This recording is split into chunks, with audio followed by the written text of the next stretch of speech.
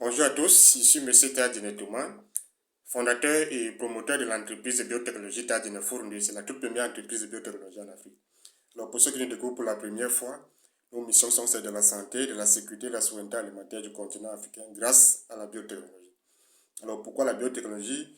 Tout simplement parce que c'est la seule voie scientifique et technique capable de redonner à l'Afrique sa sécurité et sa souveraineté alimentaire grâce aux semences de qualité, hyper productives et robustes et très performantes, grâce au matériel végétal hyper productif, très performant et très productif, et parce que c'est également la seule voie scientifique capable de redonner à l'Afrique les moyens de se soigner efficacement grâce aux molécules performantes issues de la biotechnologie. Les molécules synthétiques consommées actuellement dans le monde, notamment en Afrique, ayant montré leurs limites dans le traitement des maladies, des pathologies liées aux virus, aux bactéries, spores et autres.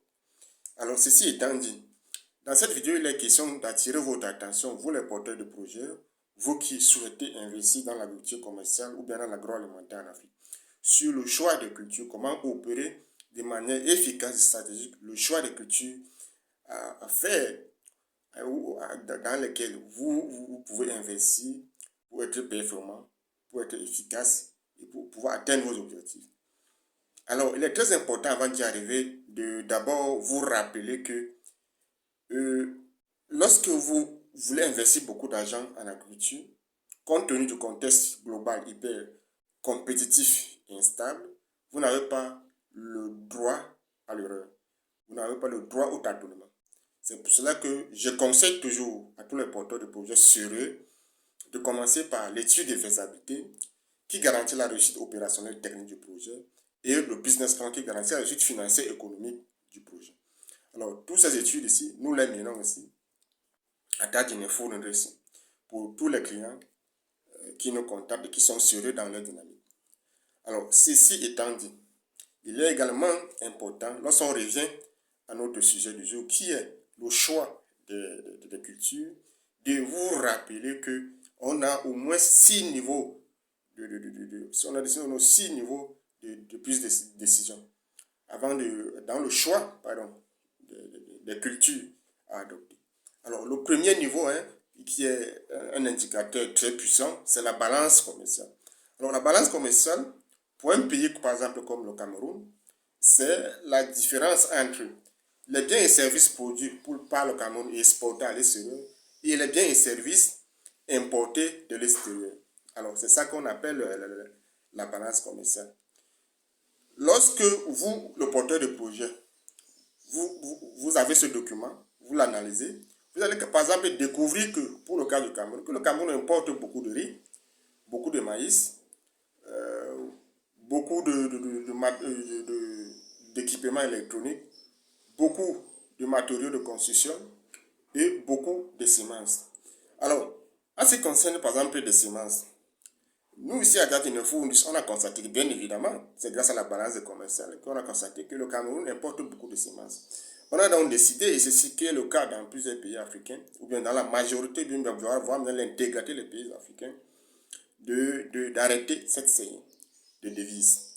On a donc décidé de développer des semences révolutionnaires, comme par exemple le piment géant tardinien, qui est un investissement éternel, qui permet aux producteurs de devenir autonomes et qui a donné l'autonomie, qui a donné à l'Afrique sa sécurité, sa souveraineté alimentaire côté piment.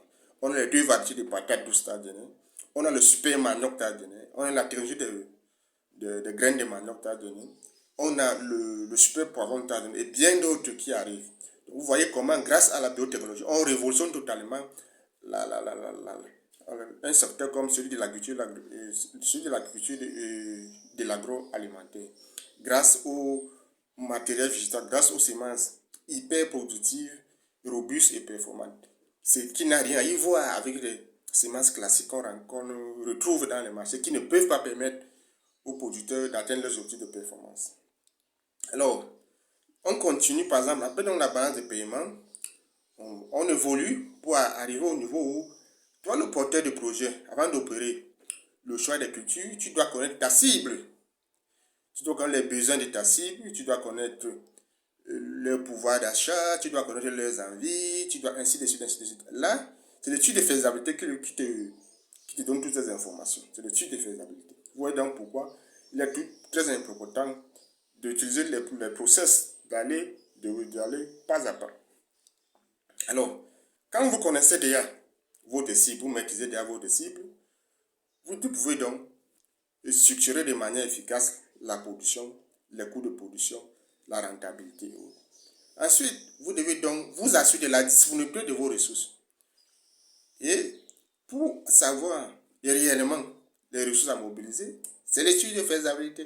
Vous voyez donc l'importance de ce document, c'est l'étude de faisabilité.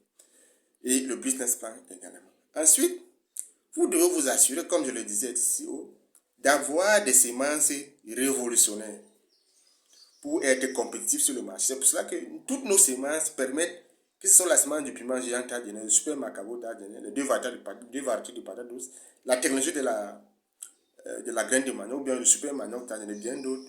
Toutes ces semences, ou bien tout ce matériel végétal permet aux producteurs d'être compétitifs sur le marché face aux produits importés.